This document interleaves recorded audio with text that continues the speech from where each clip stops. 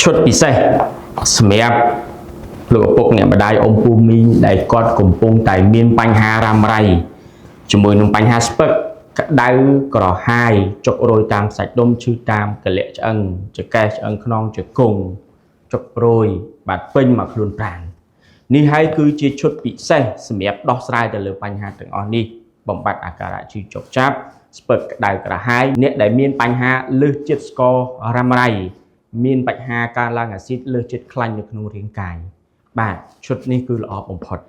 អញ្ចឹងអ្នកដែលមកជួបខ្ញុំនៅថ្ងៃនេះខ្ញុំមានរបស់ល្អខ្ញុំមានប្រូម៉ូសិនល្អជូនមានតម្លៃពិសេសជូនសម្រាប់លោកអ្នកដែលកំពុងតែមានបញ្ហាហើយនឹងតាមដានយូរហើយអញ្ចឹងវីដេអូនេះខ្ញុំផ្ដល់ជូនសម្រាប់អតិថិជនចាស់និងអតិថិជនថ្មីដែលកំពុងតែតាមដានហើយចង់ដោះស្រាយជាមួយនឹង VHOPE បាទប្រសិទ្ធភាពនៃការដោះស្រាយជាមួយ VHOPE គឺងាយស្រួលទេបាទព្រឹកមួយល្ងាចមួយជួយបំបត្តិអាការៈឈឺរ៉ាំរ៉ៃរបស់លោកអ្នកបានពិតប្រាកដតាក់ទងតាមលេខទូរស័ព្ទខាងក្រោមបាទមាន Telegram ឬក៏ឆាតចូល Page ដើម្បីធ្វើការពិគ្រោះសុខភាពមុននឹងយកទៅប្រើប្រាស់